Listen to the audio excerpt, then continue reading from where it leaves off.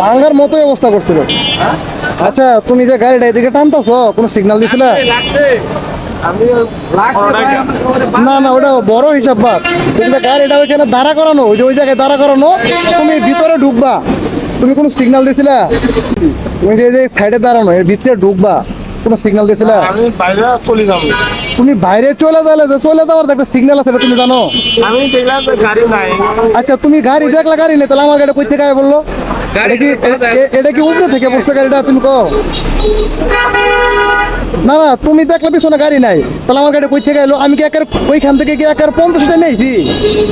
আমার speed height 10 থেকে 15, 10 থেকে 15। আচ্ছা তোমার গাড়ির নিয়ম জানো? গাড়ি কেমনে চালাইতো?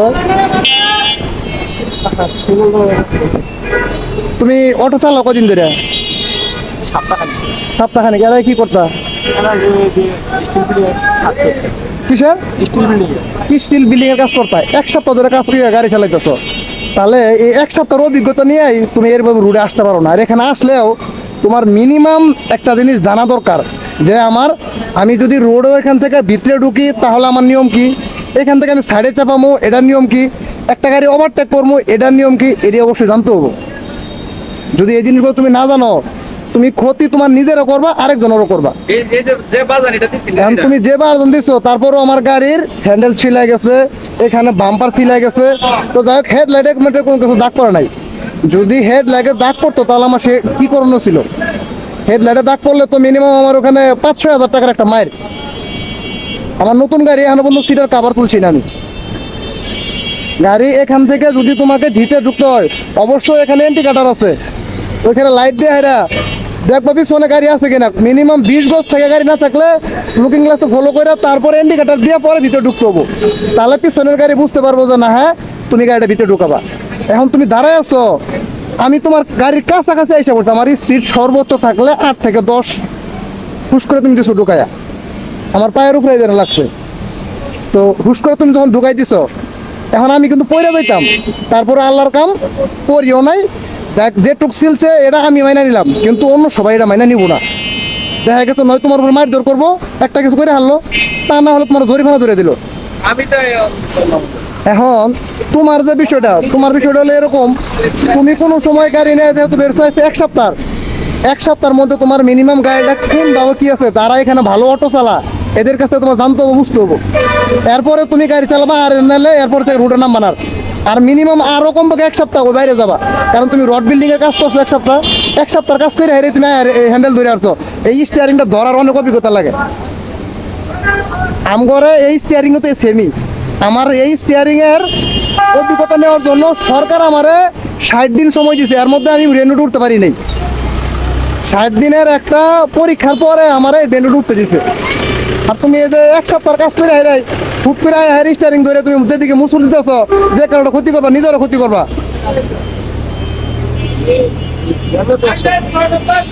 এনে 1 সপ্তাহ মানে তুমি এটাই নতুন।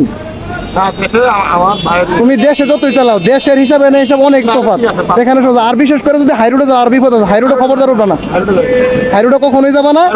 এখানেও চালালে মিনিমাম যে জিনিসটা মানা দরকার, কিংবা যারা সিনিয়র আছে দেখো যাই না, পরে তুমি গাড়ি চালাবা।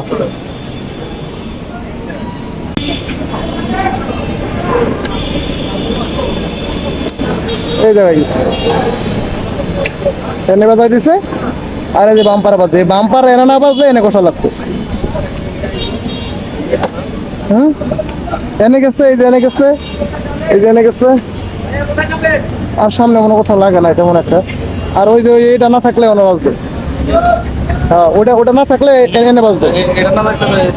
তার মানে ওটার উপকারিতা আছে, বোঝা গেল, বুঝছো? ওটা কি উপকারিতা এটা বোঝা গেল। দেশের অবস্থা এমন একটা পর্যায়ে চলে গেছে যে দেশের অলিতে গলিতে মেন রোডে সব জায়গায় অটো। আমি যে এখন যে রাস্তাটা যাইতেছি, যদি আপনারা খেয়াল করেন যে এই জায়গাটার মধ্যে কতগুলো অটো দাঁড়িয়ে আছে। আর এই অটোর অবস্থাটা এমন হয়েছে যে এখন সবাই অটো ড্রাইভার। আজকে আমি রাজমিস্ত্রি কাজ করি, আজকে আমার কাজ নাই, আমি অটো ড্রাইভার। আর অটো আমি চাইলেই যাই একটা গ্যারেজ থেকে ভাড়া নিতে পারি, মানে এমন একটা পরিস্থিতি হয়ে দাঁড়াইছে। এখন এই অটো চালাইতে গেলেও যে একটা অভিজ্ঞতার প্রয়োজন, কারণ ওটা তো একটা যানবাহন। আর রাস্তার মধ্যে কোনো গাড়ি চালাইতে গেলে অবশ্যই এর একটা ড্রাইভিং লাইসেন্স, এর গাড়ির কাগজপত্র সব কিছুর প্রয়োজন। কিন্তু এই অটোর অবস্থাটা এমন হয়েছে যে এর কোনো কিছুই লাগে না। আজকে গ্রাম থেকে শহরে আসছে, কোনো কাজকাম ব্যবস্থা হচ্ছে না, সহজ উপায় কি একটা অটো ভাড়া নিয়ে চালাও। ও অটো ভাড়া নিয়ে বেরিয়ে পড়ছে। ও কিন্তু এই অটো গাড়ির স্টিয়ারিং সম্পর্কে কিচ্ছু ধারণা নেই ওর। তারপর ওরা বেরিয়ে পড়ছে। এখন ও চালাইতেছে, ওই চালানোর অবস্থায় এই দেখা যায় বড় গাড়ির সাথে লাগায়া নিজে অ্যাক্সিডেন্ট হয়ে নিজের ফ্যামিলির ক্ষতি করতেছে, আর নয় অন্য কার ক্ষতি করতেছে। তো এই যে অটোর যে অবস্থা, অটোটা আমাদের জন্য প্রয়োজনীয়, হ্যাঁ আমরা জানি যে আসলে এখনকার যে অবস্থা, যে আসলে বেকারত্ব দূর করার জন্য একটা সুব্যবস্থা হয়েছে, প্লাস মানুষের যে আসলে চলাফেরা কিংবা রাস্তাঘাটে গাড়ি ভাড়ার যে অবস্থা, যে গাড়িগুলো ওখানে থাকলে যে সহজে মানুষ যানবাহন পাইতেছে, মানুষের সুবিধা হচ্ছে। কিন্তু সুবিধার মধ্যেও কিছু অসুবিধা আছে। কিছু অসুবিধার মধ্যে হলো যে এখানে যদি অবশ্যই অটো চালাইতে হয় তাহলে আমাদের কিছু প্রশিক্ষণ নেওয়ার প্রয়োজন আছে, কিছু দক্ষতার প্রয়োজন আছে।